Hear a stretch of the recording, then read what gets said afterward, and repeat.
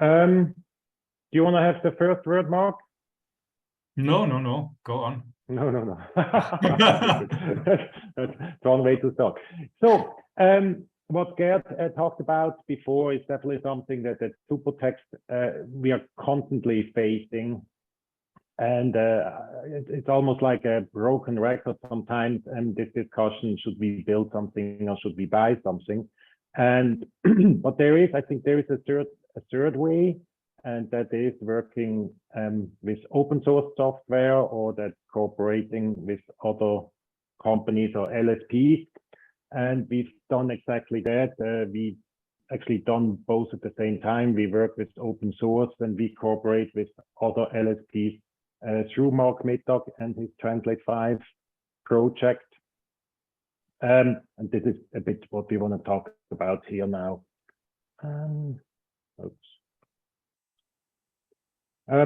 We can flip over this.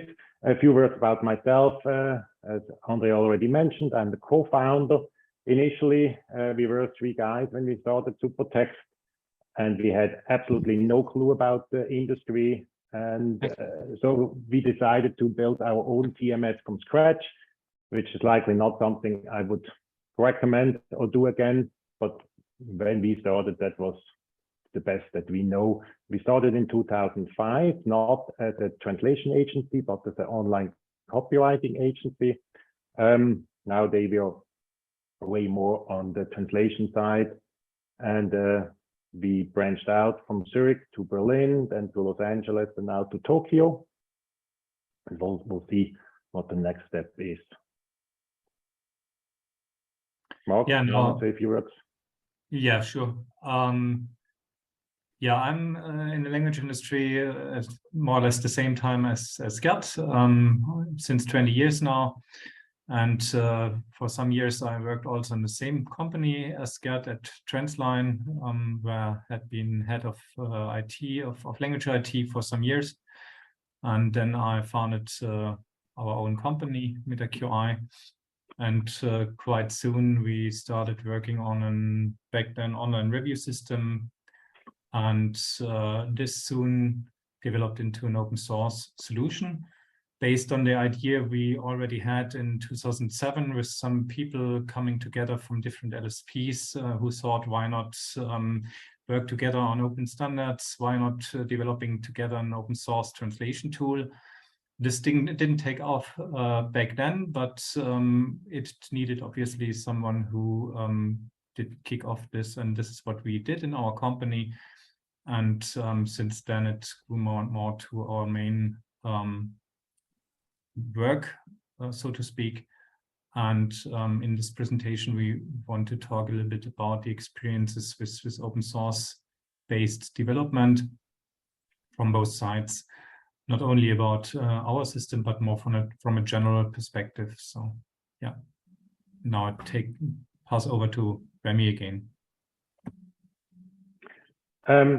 As I mentioned, initially I have an IT background, so I started doing all the IT stuff and we built our own TMS, but with kind of this technology know-how at the core. I think this has always been something that made Supertext special, that we have a lot of IT know-how and we've built integrations and we tried to build IT products.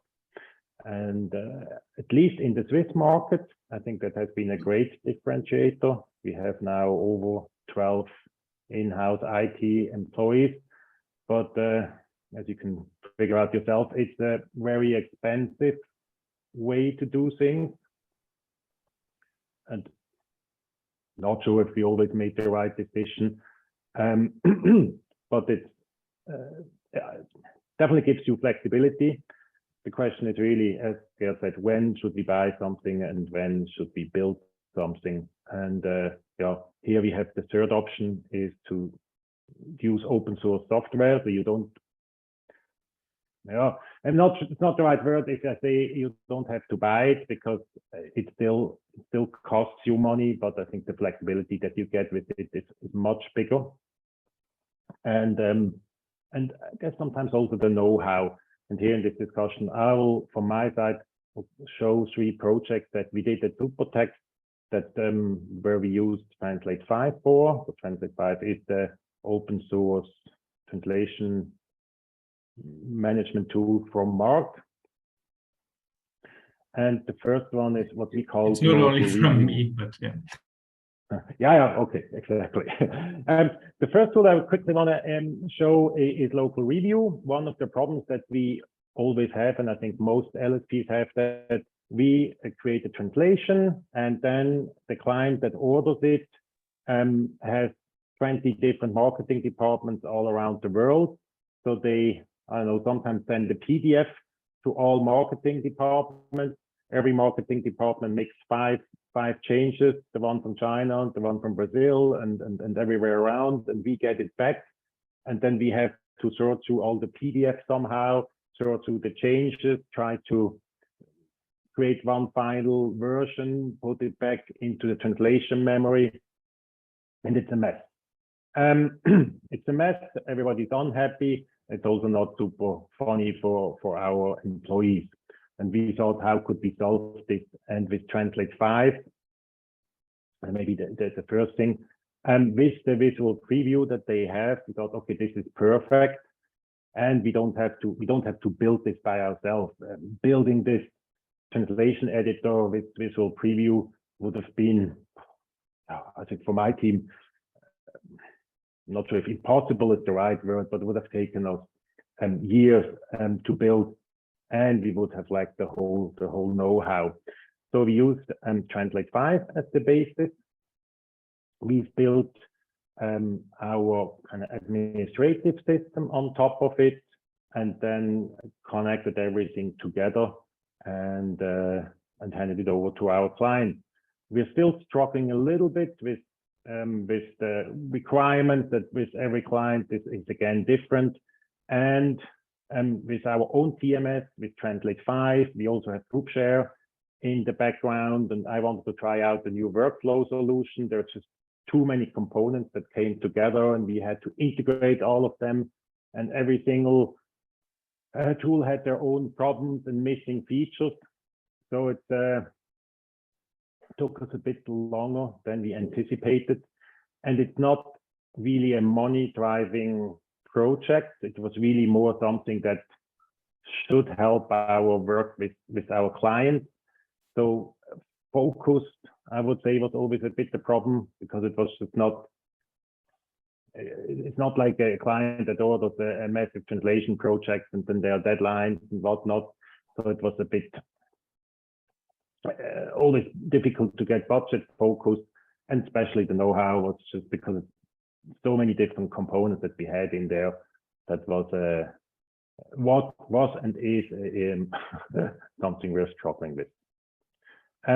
Something else that we built is instant translation, and there is an instant translation that's part of Translate 5. You might hear about this afterwards. This is our instant translation, and the need that we're trying to address is clients who need last-minute small translations. Like, for example, I don't know, the developer changed the string in his app, and the app is released tomorrow, and he just needs one sentence translated. So usually what happens, they send us an email, someone internal in the office translates it on the fly and sends the email back.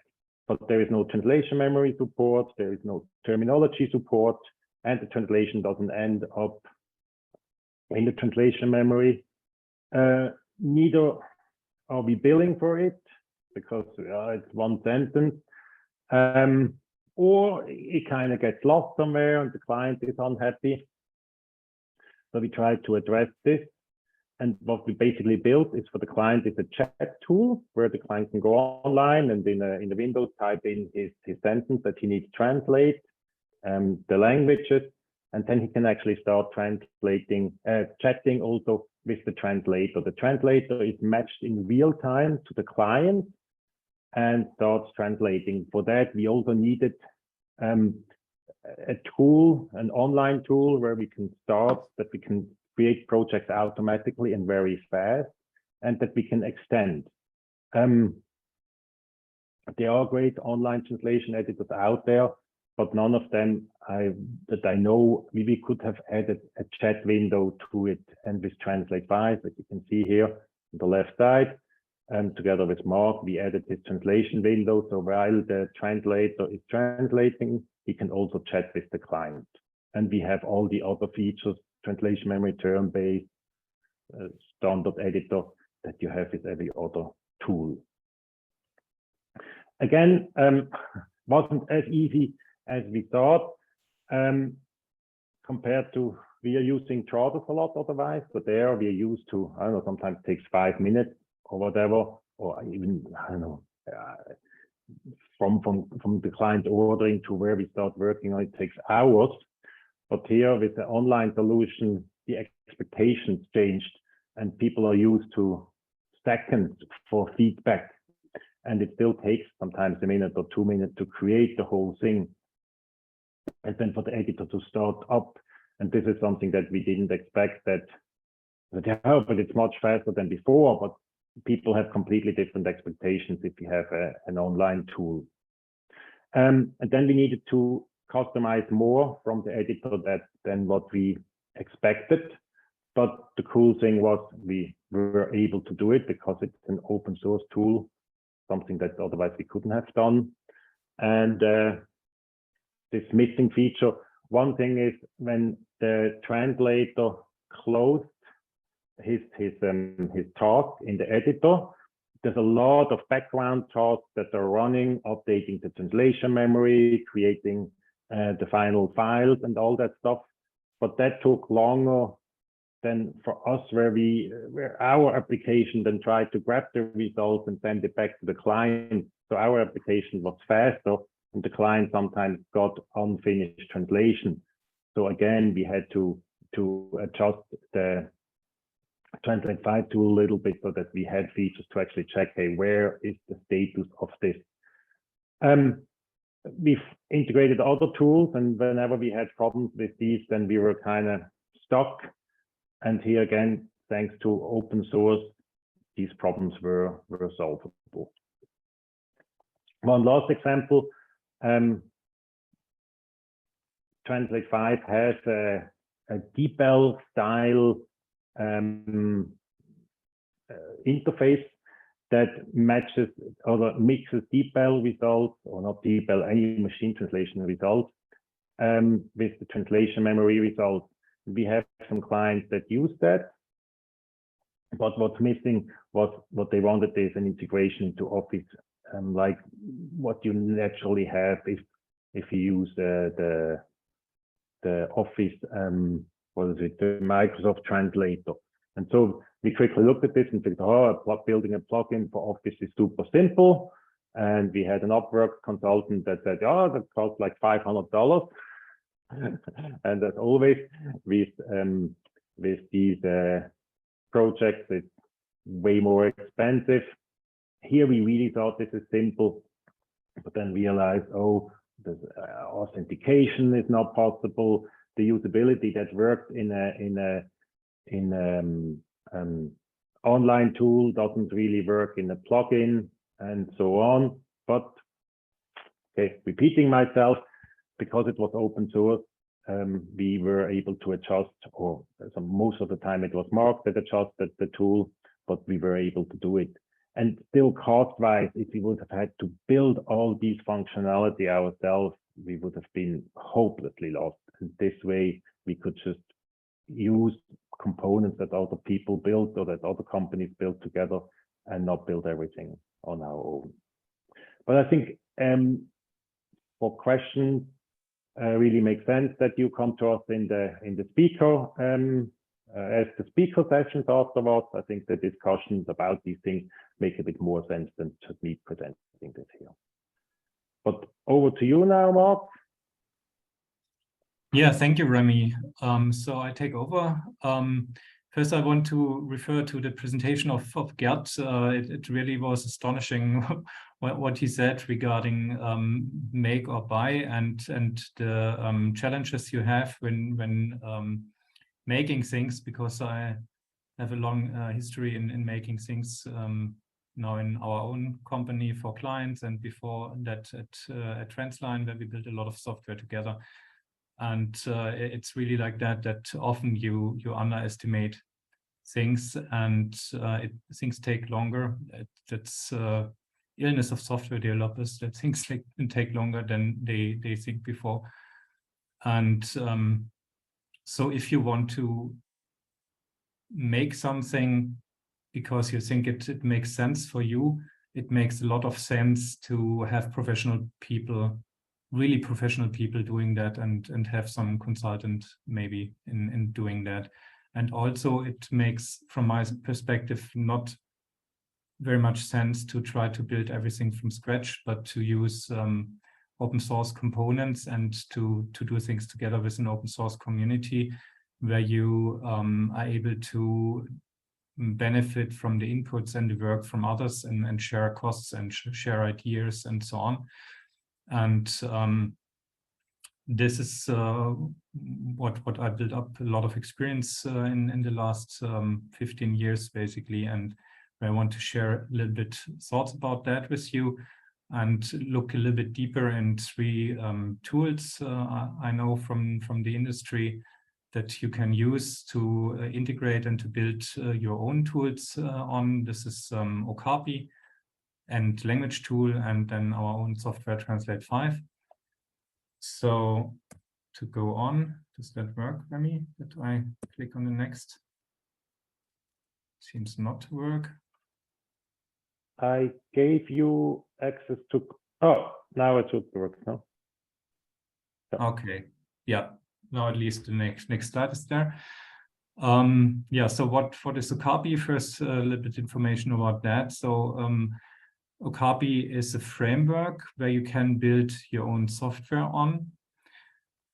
So this means you can integrate it basically as a software toolkit in your own software and build upon it with Java, or you can use it as a microservice based on REST, so on a certain interface standard.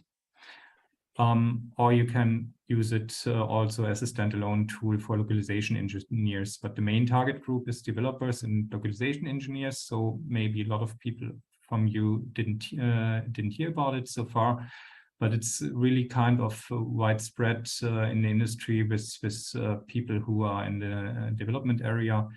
Most of them know it from somewhere, or localization engineers. And its main strength is file format conversion, but you can also use it for many other automation tasks in language industry related tasks. And under the hood, it's used by many LSPs and also some tech products. So it's about Okapi. Now it works, Remy, with the next slide. And when building on a tool, it's always important to look on the one hand on the tool what can offer it for you for your purposes, but from the technological side. But of course, it's also very important to look at it how working with the people in the community works out. So how is maybe the business approach behind it, or is there a business approach? How is the software continued in development? How can you engage in that? How can you get people who support you with the software? How can you get people who develop maybe small features or do maintenance and all that stuff? And this is something you should really closely investigate before deciding for building on some open source component. Also the business model behind that.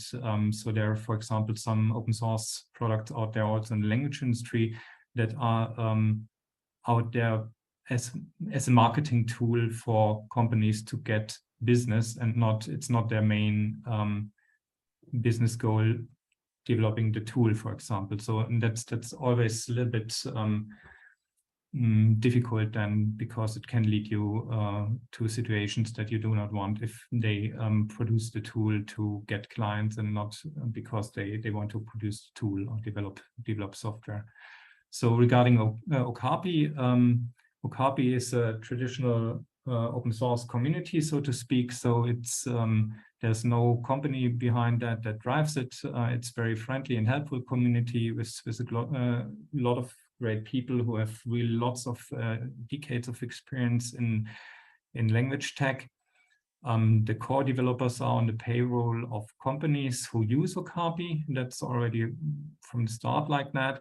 So there are companies, mainly language service providers, who drive the development of Okapi because they need it for their internal purposes. But there is no kind of commercial consulting also behind Okapi right from the start. And you can ask, of course, in the community then if there's someone who might want to help you. And most likely someone will point you in the right direction and will help you to find someone who can help you. And you can then order from some kind of freelancer, for example, also help there, or from companies like Lingo Systems. I don't know if Lingo Systems works with Okapi. Maybe they can tell you later about that in the breakout room. Yeah, so to come to another example, that's a language tool, spell, grammar, and style checker. And it's a little bit from a different area because most people may not know it from the language industry. They may know it more from add-ons in browsers or in Microsoft Word or LibreOffice, where you can use it as a spell and grammar and style checker. Of course, you can also use it on the language tools website. And it's possible to integrate it as a microservice with your own software. So this was what, for example, some tools, some desktop tools built are built on the Okapi framework are doing. And that's also what we are doing with Transit 5. We are using language tool as a microservice, as we are doing with Okapi. And the community behind language tool again works a little bit different. It's with most open source tools is no community really works in exactly the same way as the other. So with language tool, it's the way that the main community purpose is to contribute language rules. So these are checking rules regarding grammar and style mostly. And the main interest of and there's a company behind it. It's a German company based in Berlin. And the main interest of them is to develop the product for their end users. So they don't have LSPs as their target group, but they are open for working together with companies as well.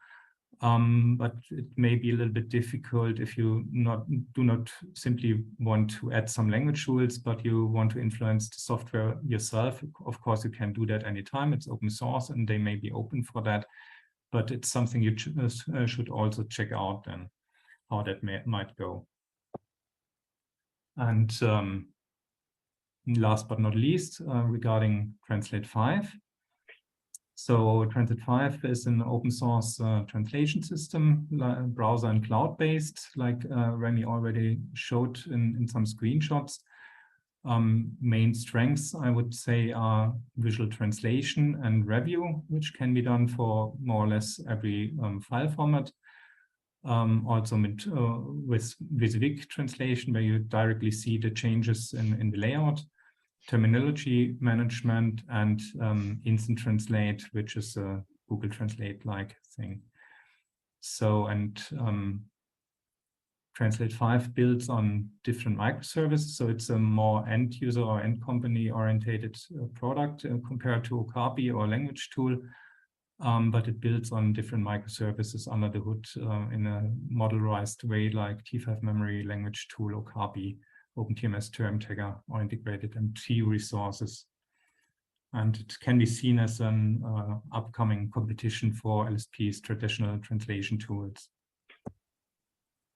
So how does the community work in the case of Transit 5? It's again a different kind of community approach. It's a company-driven community open source approach where companies act as community members and come together, and LSPs fund features together. And the development is led by us, and we are doing support and consulting. and organizing also the community. That's an open source approach that you can see more and more often in the last 10 years out there, not only in our industry, but also in others. But still, it's very important for open source that also other companies are developing plugins and do support or integrations, like, for example, Lingo Systems is also doing for Transit 5. So, and then 2 years ago or so, from this model, the Transit 5 consortium of LSPs is established as a forum for accumulating ideas and coordinate development and fund features. So as a more stable and kind of organized form of working together between a different number of LSPs. So I have only 1 minute left. We started a little bit late. Maybe I can use 1 or 2 minutes more to talk about the lessons learned on that. So I'm working since 20 years in the language industry, but with open source, I think it's about 15 years now. And I would say that if you want to work with open source, it's really important. What's this now? I didn't want to do that. Okay, thank you, Remy. It's really important to have IT professionals who kind of coordinate the LSP's needs, who wants to work with open source. So if you want to do that with products like Okapi, it's really important, I would say, to have IT professionals in-house who are at least able to understand how things work. They don't have to do everything by themselves with Okapi. They can hire freelancers for that, but it's important to have people on board who really understand what they are doing. And that's also the case with Transit 5, for example. If you want to integrate it with your own stuff, it would be really good to have people in UIT that know a little bit deeper how things work in IT. But Transit 5, on the other hand, is a product on the other side of the spectrum compared to Okapi, which is more end user ready, and where you might be able also to work with others like ourselves or like Lingo Systems or so. And it's really important to have a close look on what you are doing and do a really good concept in this way. So it's like Gert explained it. It's a kind of it's a making, but it's not you're not making everything by yourself. You use a lot what you already have. But still, you have to consider a lot of the things Gert said about making and do a really good concept and prepare yourself for that, speak with experts and so on. Now the next slide does not work again. Okay. And then it's really important to look at the community behind the open source tool. Is there a kind of stable drive with the product? How is it developed? Is there enough possibilities of support and people who contribute money and ideas and development power and so on, to evaluate all of this before you decide which way to go, if you want to go the way of not make or buy, but make and buy in a way. Yeah, that's it from my side. Now we are 2 minutes over. I think we started 2 minutes late. So that's perfect timing, I would say. And okay,